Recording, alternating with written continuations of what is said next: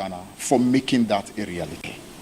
And President Mahama will, in due course, let the country appreciate that we intend to make it a very responsible majority in Parliament. One that will put the well-being of the people of Ghana and the progress of the people of Ghana at the very forefront, and not one that would want to use that majority for anything that is not positive and for the well-being of Ghana. Now, let me give some details relating to the parliamentary elections. We still have a few that are not completely confirmed, but our count shows that we're talking, as of now, of at least 185 seats that are within us. Make sure we cooperate with the Electoral Commission. We make sure our agents do their work diligently. We've actually sent clear instructions to our supporters to allow for the processes to happen, for there not to be any violence, no intimidation, because the evidence of the game is the pink sheet. And we've told our supporters, let's work hard. Once we secure our pink sheets, there's nothing anyone can do. Now, so 185 in the back. Now, before I go into the details of this 185, let me also say that this particular green wave that has swept the country has actually brought about the winning of seats that we've never won in our history. And when I mean never won in our history, I mean in the competitive history. Because 1992 election, as soon as MPP suffered a massive humiliation in the presidential, because that was the only election in Ghana's history that we had the presidential in November and had the parliamentary in December. Now, so after we resoundingly defeated the MPP in November, they ran away from the parliamentary in December. So, let me just tell you that the NDC in '92 was also known as the November-December champions. November-December champions. And MPP, after suffering the November humiliation, ran away from the December humiliation. And so therefore, it was virtually not as competitive. So therefore, there are certain seats that we can only start classifying from 1996. Now, so from the competitive election, parliamentary election that happened from 1996, there are seats that NDC, as a political party, has never won. But in this election, the green wave tsunami has been able to sweep even some of those seats that are considered no-go as far as the NDC is concerned in the competitive sense. In Greater Accra, we've never won Ayawaso Central. Today, we are proud to announce that Ayawaso Central is green for the NDC. We've never won Okaikwe South. Today, we are happy to announce that Okaikwe South is green for the NDC. We have never won Tema West. Today, we are happy to announce that Tema West is green for the NDC. We've never won Domi Kwabinya. And even though it's not finally declared, we can tell you that we know it's green for the NDC. Now, in the central region, we've never won Ewutu Senior East, known more like the Kasua area. Today, Kasua is fully green for the NDC.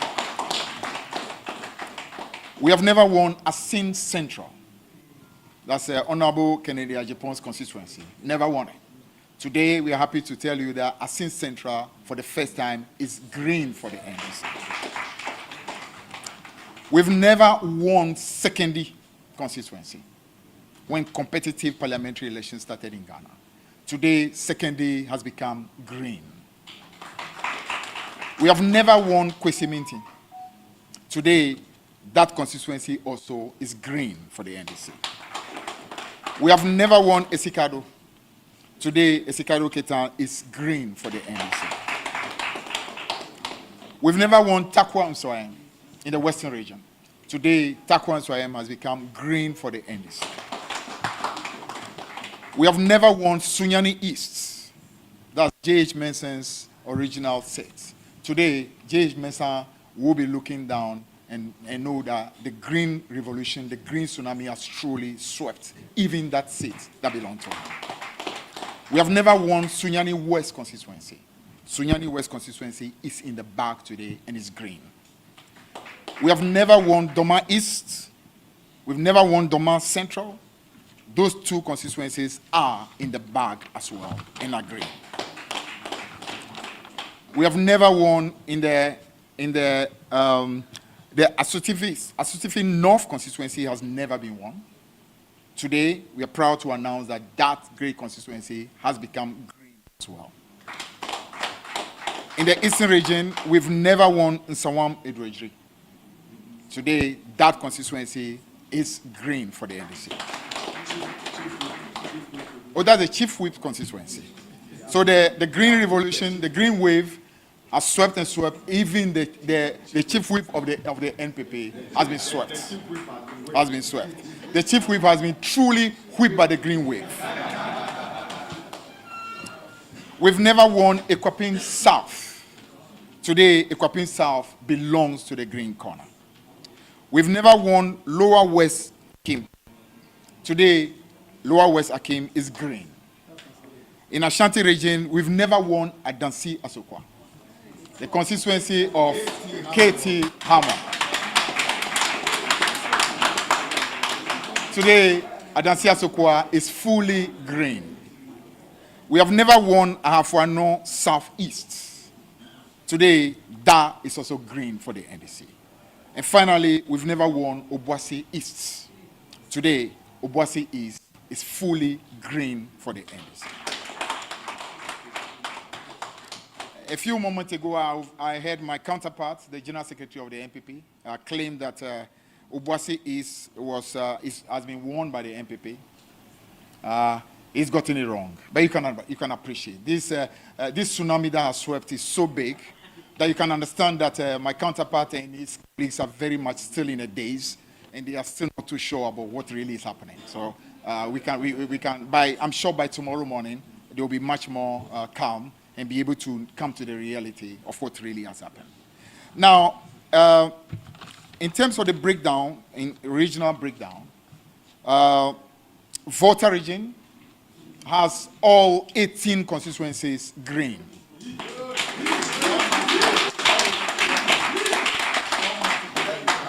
A little anomaly happened 4 years ago, and the region decided that we will not have that anomaly anymore. So 18 out of 18 back in the green corner.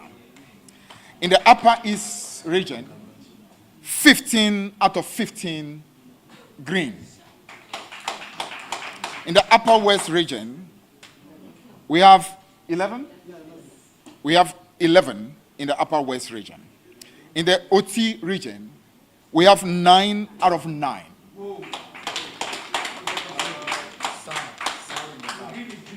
In the Savannah, we've got 6 out of 7.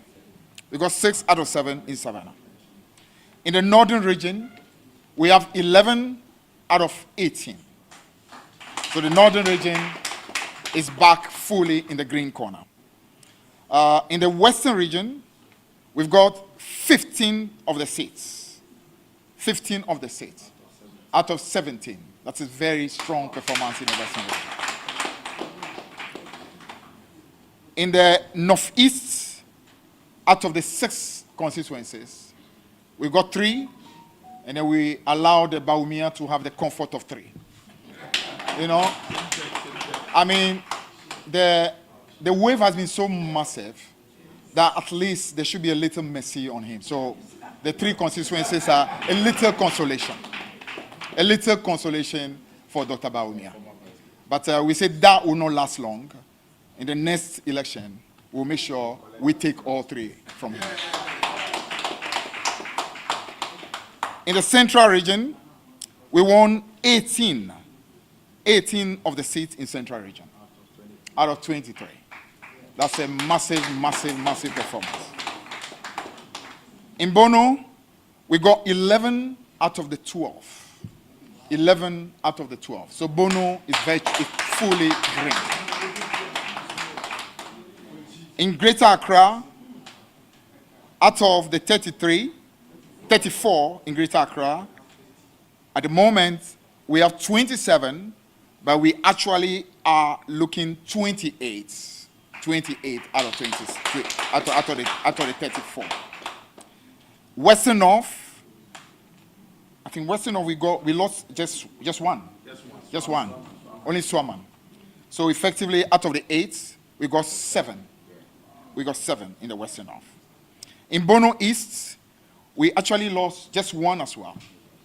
Bono East, we lost just one. Or at least only one is not yet confirmed to be with us. Only one is not yet confirmed to be with us. So we've actually got the remaining 10 of them in Bono East. In the Ashanti region, in the last election, we had 4 of it. We can confirm that as of today, we've got at least 8 of them in the bag. 8 of them in the bag. So that is the regional breakdown as far as the parliamentary contest is concerned. And as we say rightly, we're talking about a very significant majority, and a majority that we aim to use responsibly and use for the progress of the people of Ghana. Now, we also want to quickly comment on the fact that the process as far as the presidential result is concerned, we actually would urge the chairperson of the Electoral Commission, Jean Mensah, and the team to want to make sure we do not unduly delay. We know for a fact that nothing can be done about it. It's totally already in the bag. And as the presidential candidate of the MPP himself did, conceding very early. I heard, again, our friends on the other side make a little, should I call it, consolatory note about the fact that the first time in the history of Ghana that a presidential candidate conceded so very early. We want to commend them for that. We want to simply say that, I mean, when you have been swept with this tsunami, what else can you do, really? I mean, this green wave is so mighty, there's really very little you can do. The more you delay, the more you only make yourself look like a not very, very serious candidate. So, I mean, we appreciate the fact that they came out early to make the concession, but truly, there's very little choice that really was available. I mean, it is so comprehensive, it's so massive, there's really no other thing that really could be done. Now, so we want to urge the Electoral Commission that as much as we appreciate the need for there to be very thorough process, a meticulous process to ensure that the results move through the constituency coalition centers, to the regional coalition centers, to the national coalition center. The country clearly knows the deal already, and therefore we expect that as very early as possible, I mean, the final declaration will be made. And so that for the country to clearly know the final position, then our flag bearer will be in a position to address the country as the president-elect Republic of Ghana, in order to be able to let all of you appreciate the gratitude that he feels, the gratitude of the NDC, the gratitude of all the people who have voted for us for the job that has been done in this election. Now, so these are critical issues that have come in the course of in the events that since yesterday. We want to commend our officers led by our National Communication Officer, who has stood in our stead and updated you regularly as and when issues were happening. We want to thank the party chairman who addressed you earlier today regarding the calls that have been made by the Peace Council. We want to say that some of the things that have happened, for example, as I mentioned earlier, the fact that people have lost their life in this election. And those two happen to be people who belong again to the NDC. The same way happened in 2020. We want to say these are unfortunate things. We should not have, we should progress beyond this situation. And that has been the situation. Anytime NDC has been in power, we've never had a situation like that. Even Jerry Rawlings, who was a military leader, not one person ever was killed in any election, national general election in our country. So it's really unfortunate that we'll have a president who actually was a former attorney general, a lawyer who prides himself to be a human rights advocate, and under his watch, both in 2020 and in 2024, we would have precious blood spilled simply because of the desperation to hang on to power at all costs. We also want to say that some of the things that we've heard where supporters of the NDC have had to sometimes mass up in collation centers because of the real situation that have happened both in 2020 and beginning of 2024. When you've heard, for example, military people who were literally in various communities trying hard to intimidate our people. Situations where, because of the history of what has happened, they are in complete anxiety, knowing that anything at all can happen, because in 2020, that's exactly what happened. Seats that clearly were won by the NDC. Before we realized, all kinds of criminal things happened, and results were changed. And from a position of about 145 seats that we clearly had won in 2020, it whittled all the way down to 137. So naturally, with that kind of history, you appreciate why a lot of our supporters this time around will be far, far more vigilant, would want to ensure that such a thing does not repeat itself.